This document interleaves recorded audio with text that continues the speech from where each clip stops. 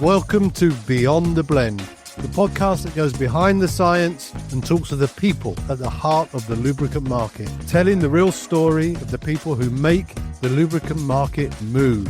With real insight and honest conversations, we aim to show off the people's side from across the entire lubricant supply chain. Join me, Steve Knapp, and Rob Taylor as we delve behind the scenes of the lubricant industry. Let's go. So welcome to Beyond the Blend, Beyond the Blend live at the Düsseldorf European Lubricant Expo. It's great to be here and thank you all for joining us. It's a very special episode because not only are we recording live, we have a very special panel of guests with us today. They're here to discuss what we think is a very important topic, something what we think should be very important to you guys too, and that is the buyer revolution. The buyer revolution is the largest research project of lubricant buying behaviours, preferences and habits. And it should be encouraging you to make better commercial decisions moving forwards. We're going to introduce and discuss some of that data with the panel today, but hopefully land that in application and real world examples moving forwards. Over 25,000 data points comprise the buyer revolution data. So it's a really robust research program into buyer habits specifically to this industry. There's some really important stuff coming out of the data and I can't wait to hear what the panel say about it. The research covered 5 topics. Solve your own problems, how buyers start their buying journey in the lubricant space. People or brand, speed of response, how robust are your response mechanisms and how important is it? The day-to-day activities of a typical lubricant buyer, and the account manager. What do lubricant buyers expect of the account manager? We'll cover some of those topics in the time we have today. Obviously, it's a much more robust piece than what we can share in 30 minutes. So please do search Google for Plangrodu, the buyer revolution. You can visit plangrodu.com, or you can even, for those that are AI inclined, ask your AI to tell you all about the Plangrodu buyer revolution. And it knows a thing or two about it. It's crazy. But I still like human interaction, which is why we've got 5 brilliant ones here to share some experiences. So I think without further ado, let's kick off and see where we go. Yep, so I'm Steve, and I get the pleasure of asking the first question today. And I'm going to ask that of Lisanne, a very carefully selected question. 58% of buyers said response time is a major frustration. But almost half said that when responses do come, they often lack relevance. Now, Lisanne, you specialise in turning data into actionable insights. So my question is, are we truly responding quickly or just replying fast? What's the difference? And how can sales teams master both of these? So this is Lisanne from Olyslager. I think those are quite the stats. And I think key in this is perception, because you can think you are very fast and relevant, but if your client doesn't experience it that way, you have a problem. And I think especially in the lubricant industry, for example, if a client is looking for a recommendation, they really want a fast answer. They don't want to wait for 1 or 2 days. They just want the answer straight away because a lot of things rely on it. And I think especially with that, it's so important just to be quick and relevant. But it's also about how do you proceed with that? Because being quick and relevant isn't enough anymore. Like everyone expects it. If you want an answer, you want an answer straight away. And I think the big difference is how you add that value. Just to come back to your question about how sales is going to manage that. Yeah. I don't think this is just the sales thing, because it's also part of how you position yourself. If you think about a lot of lubricants present themselves as being the best, as being a reliable partner. But if your client needs to wait for 1 or 2 days for an answer, how does that image even, how does that suit? That doesn't add up. So I don't think the question is how fast are you or how relevant are you, but you really need to think about, okay, is this answer actually moving my client forward? And does they think it is fast and relevant? Because it's all in perception.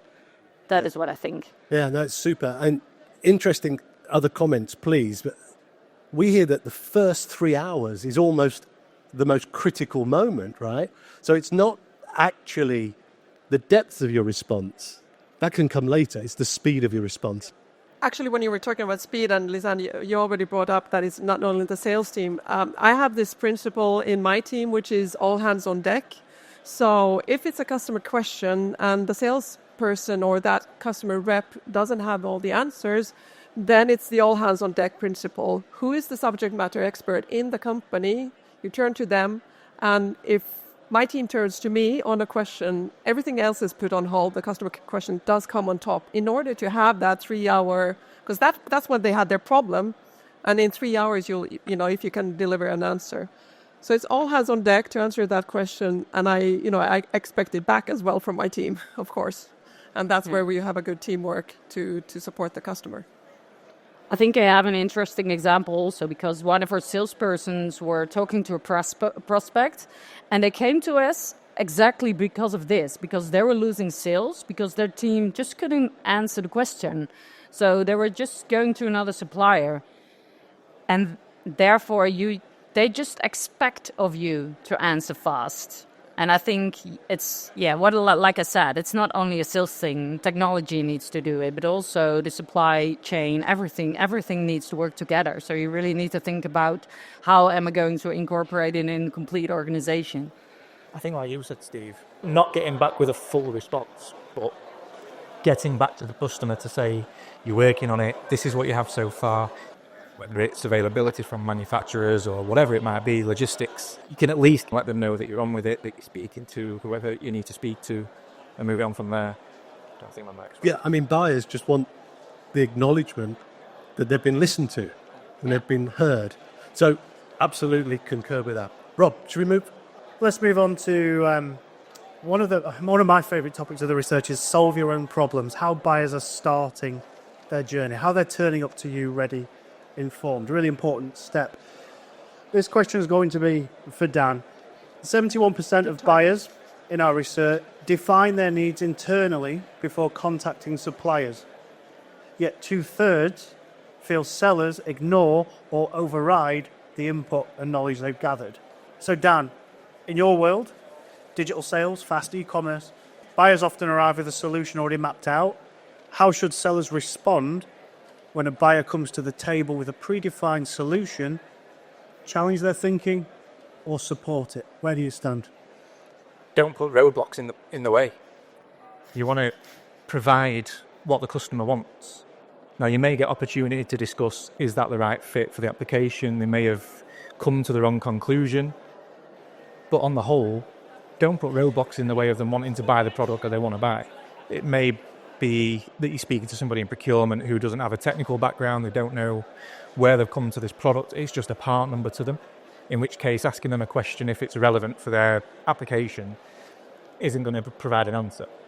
So yeah, don't put a block in the way, provide what they want, but if an opportunity arises, question if it's the right product and then support technically from there. Yeah, I'd love to hear from the other panel as well, but one thing we often see is that sales professionals love to give their pitch. Yeah. Regardless of how informed, educated or ready that buyer is. They need to hear the pitch. We often say a salesperson's role these days is more to validate that research rather than re-educate and inform. Is that what we're seeing as well? I think it might come down to a bit of ego. A salesperson loves a bit of an ego. And you've got to swallow your pride sometimes and listen to your customer. I think there's a lot of talk that goes on when there should be a lot more listening. And that comes back to the fact of supply what you get asked for. Just do the easy thing. Now, you've got to look at it from a technical aspect in certain instances, but you might not get them right answers. You might not be speaking to the right person. Like I say, it might just be a procurement person that doesn't want to interact. They just need to order that part number and then it's done. They've got engineers screaming at them to get the product there on time. If you start asking questions, they're going to go to the next supplier and look speed to them. So speed of response in terms of what Lisanne was talking about ties into this as well. But you know, we had an example last week where a customer of ours who produces aerospace parts, metalworking application pretty much. They'd got a new piece of equipment and it was spec'd or came with a new product. There was food grade, it was a gear oil, it was a hydraulic oil, it was a compressor oil, it was a one-size-fits-all and everything. They wanted a direct alternative. And we can't just go ahead and provide them a direct alternative. We need to ask questions. So you got an opportunity to speak to them and say, you don't need a food-grade product, you're manufacturing aerospace parts. Is it for a hydraulic system? Is it for a gearbox? Is it for a compressor? Then you can go into a bit more depth and you can provide a real answer. But somebody comes on and said, I need a brand of hydraulic, and a lot of the time that's why customers come to us with, I need XYZ product and I need 200 litres of it and I need it in 3 days' time. That's the answer. Don't deviate from it. Provide the solution and then shut up. Yeah, and panel, I'd love to hear from you. Are we seeing buyers more informed, Jade? Yeah, absolutely. And I think the most important thing, and Danny's just covered it a touch there, is understanding your customers' processes, operations. You need to understand everything behind that customer. We can look at an asset, which lubricant is fit for that asset, but understanding their processes and how they work is important for simple things such as how inefficient is it for them to perform an oil change? Do we need a long life lubricant over that? So when they come informed, we need to be coming back just as informed, and then they will feel more comfortable in maybe changing what their informed decision was because we've took the time to understand, oh, Danny actually understands what we do, so his suggestion of changing what I wanted makes sense and is relevant because he's took the time to make sure he's educated on us as well as the lubricant. Yeah, I think empathy and understanding, perhaps two words we need to revisit in the sales profession. I don't know. But I think as buyers are more educated, self-aware, more informed, it's skills we have to practice and to be that listening ear. A summary around that point is one thing we often say is sell how your buyer likes to buy, not how you necessarily like or want to sell. I think it's a real challenge, an invitation to evolve as an industry moving forward. The world's leading lubricants-focused trade event comes to the Middle East this January. Lubricant Expo Middle East will take place from the 20th to 22nd of January at Festival Arena, Dubai Festival City in the UAE. With over 120 exhibitors covering the entire lubricant value chain and 1,500 visitors, including industry leaders, OEMs and end users. It's an unmissable opportunity to meet and do business in this exciting region. Register now to attend for free. Head to lubricantexpo.com/me for more information. Shall we move on and talk a little bit about the account manager? Yeah. There's me frantically looking at my questions to make sure I'm in exactly the right place. After 2 questions even, I got lost. Daydreaming. So anyway, let's ask the question. And Jade, we're going to come down the line here. 81% of buyers rated being proactive with insight, a little bit about what you were just discussing, or support as the number one trait that they want in account managers. But only 22% experience that consistently from them. Quite a low number. Yep. So Jade, in your view, what makes a truly great account manager today, and how does that differ in your experience from maybe a few years ago? I think very similar to what we've just said, understanding their customer, not just what lubricants do they like to buy, what do they like to do on a Saturday night, but actually understanding the customer is so important. For exactly the reason we've just said, customers do self-educate themselves a lot now, and I'm on the other side of the purchasing where a customer might speak to Danny and then come to me and say, based on our last 10 years of condition monitoring data, Danny's saying to use this, what do you think, is that correct? And I think having an account manager on either side of it, whether you're on the used oil side or new oil side, who actually understands the company is super important. But it's also about the difference, so account managers nowadays to how they used to be. There's a massive skills gap everywhere. This is nothing new in every single industry. And account managers that maybe don't have the confidence technically or the time, which is super important as well. The skills gap is also affected by the amount of time. So a lot of companies are obsessed with headcount now. So if the account manager hasn't got the time to get to know the customer, the time to up on their technical capabilities, essentially it's the customer who is affected at the end because they've not got the dedication from the account manager. Yeah, some interesting. Any reflections along the panel about that question, about the proactive nature of a seller with insight? Yeah, I think it's also about added value.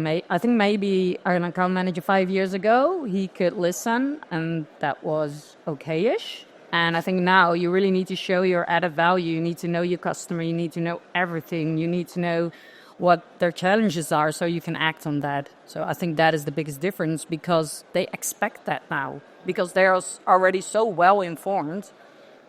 Yeah, I mean, when we consider just how much of a buyer's decision is researched before they either pick up the phone, send that email, or reach out to a commercial organisation, you would think that becomes really critical, that they can access that information, number one, that you understand their challenges and you're providing input so they can find the answers.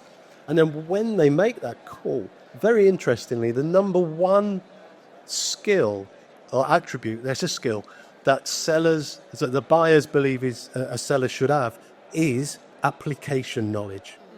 Yet we invest so much time in products, marketing. It's the application knowledge of what actually happens when I put that fluid in that piece of kit. That's where you can bring insight. So one of the strong things we would recommend any organisation starts to look at is more application knowledge versus product knowledge versus marketing CVPs. So if we was to think that a little bit further, do you think the skill set of account managers is evolving fast enough to keep up with buyers' expectations? Bit of a closed question. No, it's much slower now. And I think it is down to, as I said, time and headcount and things like that. But it is, you touched on it on LinkedIn this week, Steve, about every marketing advert you see tends to be the same. I know you said that was quite risky just before this expo, but it is super, super important that people do come with insight and application knowledge, especially with what I do. If I turn up somewhere with no application knowledge, I'm no use to the customer whatsoever. But trying to, in industry, find people, get account managers up to speed with that, it's very few and far between. Definitely. I think for account managers who may not have the right technical expertise or the experience, they shouldn't be afraid to reach out. Yeah. There's people like Jade who have the expertise and have the knowledge and are willing to support from a technical standpoint or an application standpoint. Us as a distributor, we work with manufacturers. They have a lot of application knowledge that we might not as well. So pulling on them and reaching out to the right people to support you. Don't be afraid of that. It goes back to the ego thing. Lose your ego. Ask for the right help and provide the right answer. Well, that's super cool. So I think one of the things as we summarise this, buyers are far more informed. This is without doubt. But are we educating them with information or insight? And the risky post, when I start to say, look, all we're doing is broadcasting innovation, high quality base oils. No buyer buys that stuff. Buyers buy real application and value inherent within your knowledge of the application. So double down on that skill, because that's something that will differentiate you from your competition. And that's ultimately one of the edges you have as commercial organisations. We're going to stick on the account manager as we move to Elisa. Elisa, 2/3 of buyers from our research said they feel managed for quarterly results rather than supported for long-term improvement. So, Elisa, with your strategic perspective, how do you balance nurturing long-term account relationships with constant pressure to hit short-term numbers? Right. Good question. Good question. Rob, you're giving the $1 million or euro question, and so I'll try for a 50-cent answer, and I'll hope the rest of the panel is going to pitch in. Short answer, you don't. It is always going to be about the long-term nurturing and the long-term account management. But understanding, yes, we have, we're in commercial business, not altruistic. You have to first of all, just everybody needs to remind ourselves that my sales targets are not the headache of my customer. Sometimes you have to state the fact. And sometimes that's a fact that you have to actually bring up to the entire organization, that don't put me there trying to hit my sales targets, because that's not the headache of my counterpart. So let's come to how to make it something that is mutual. And we've been discussing this already. The second one is, and it's been mentioned now, is that the customer is not buying a product actually, or even a relevant product. They're buying, into a solution to the problems that they currently have. So it could be anything along the customer's lifetime, or along the customer journey. So the problems look very different, or the challenges look very different. And Lisanne and Danny and Jade have been into it. Then understanding what that is, it will be very different. So you kind of have to, if it's at least the account manager that can hold there's a space in front of the company. I would say that, it's that mindset of seeing that the customer is the hero and I'm there to enable. So I'll give you an analogy from comics. Be the Alfred to Bruce Wayne's Batman, or be the Q to Bond, whatever. So it could be, just some things. It could be coming up with what it was the rebate for the last 3 months. Give that information up front. It could be here's the sustainability targets. This is what you will need for your corporate social responsibility documentation. How well have we hit being in our deliveries, and actually going we weren't that good, so your buyer doesn't need to report that. Whatever it is, so that they can be the hero in their company to motivate why are they actually in business with you. And in the best of cases, what I see, if that is the long term, so that should be the long term way of developing the relationship. And the figure, I actually wrote it down, it was 67% field managed. So basically they're telling that stop selling to me. And then the question is, so what is it that you want that? Yeah, help me, in my daily life. So if you can do that even preemptively, I think it was discussed here already, then hopefully you're both heroes, and perhaps Bruce Wayne will help Alfred like he did in the end. I'm loving the superhero analogy, by the way. Thank you. I'd love to hear voices from the other panellists as well. Elisa, are you saying that sales professionals need to go back to their business and say, I'm going to stop selling to that customer because I want to be heroic to them? Or how can we incentivize relationships rather than don't sell to them? Yeah, I have this dream, and especially the very IT heavy panelists here might have some ideas on it. It's this customer lifetime value, which is a different way. So going back, this is now knocking on open doors. What you measure is what you get. So if companies are measuring only the sales volumes or EBITDA, whatever you're measuring, but you're not measuring the long-term value creation. So there's this magical number that I've only theoretically seen. I haven't seen it in the industry. Customer lifetime value. The formula is, during a certain period of time, you take the gross profit times the profit from the customer and divide it by with churn rate. If that would be the kind of the golden KPI, that's my dream KPI. But it's going back to what you measure is what you get, and that's what leadership needs to start measuring. Anyone from the panel on that, Danny? I think in terms of what you said there, Rob, about what does a sales team go back to their boss and say, we don't do any selling in our business. It's purely service. If you provide the service, you don't need to sell. You've got to get everything else right and in place, don't get me wrong. And the marketing's got to be right, and you've got to generate the leads to be able to provide a service. But you shouldn't need to sell to do your job effectively if you're providing everything that the customer wants. That goes back to all the touch points that we've had, listening to them, being that chameleon and acting the way that you need to act for how your customer wants to be dealt with, and everything else we've spoken about. It all provides that final service that means that you don't have to go in and provide a hard sell. It's important, is it? Yes, please, Jade. I think there's a very important point as well with account managers do need to feed back to their company. And if they're not feeding back what their company want to see, then their company may start to see that account as a lower priority. Then the time spent on that account is much lower. So then essentially the customer's going to be disappointed. So I think it's really important from the start as well to make the client not feel as managed or harassed, that they understand we set customer expectations of, we're going into this agreement, I'm going to provide you this fantastic solution, but just to let you know, every quarter I am going to need to go through these figures and make sure I report them back.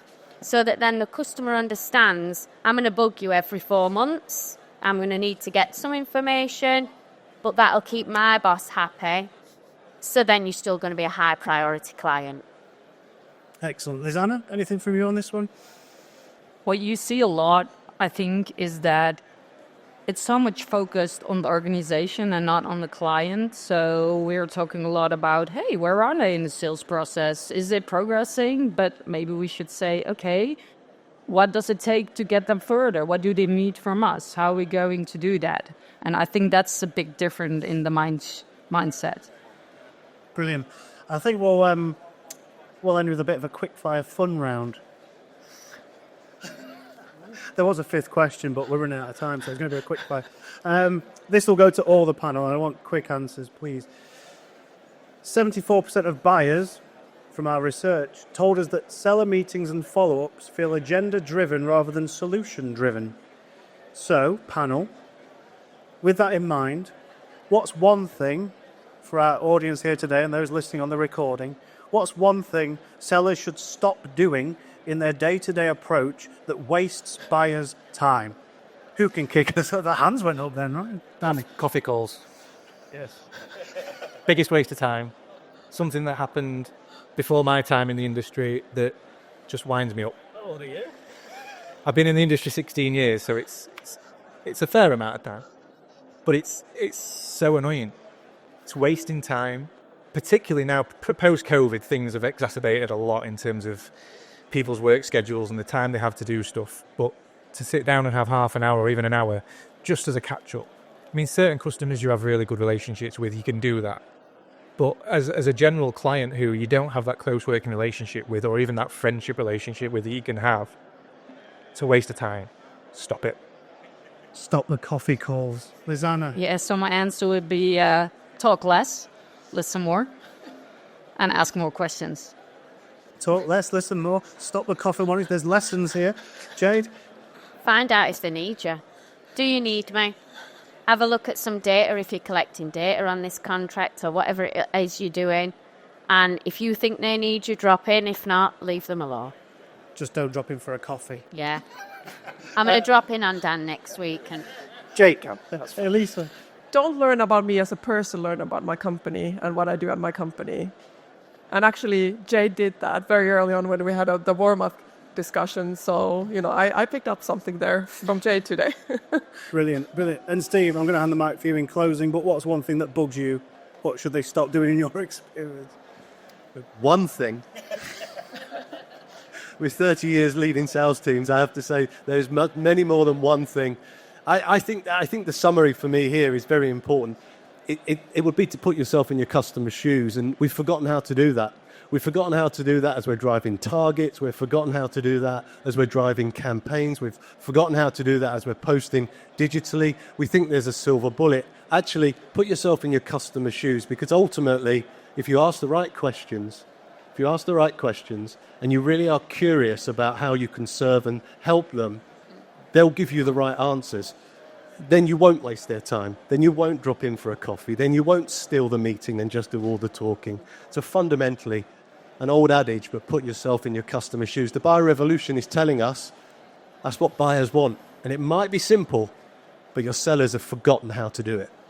If you could give a round of applause to our panel for their time and contribution.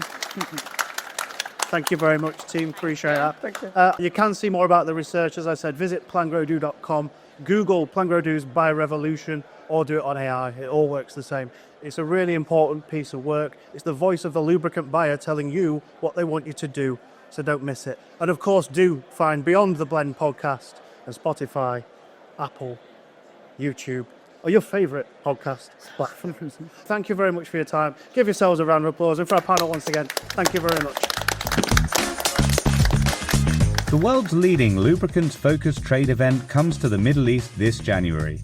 Lubricant Expo Middle East will take place from the 20th to 22nd of January at Festival Arena, Dubai Festival City in the UAE.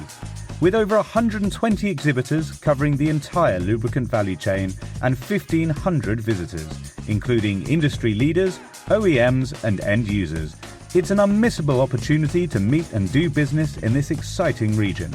Register now to attend for free. Head to lubricantexpo.com/me for more information. Thanks for listening to this episode of Beyond the Blend.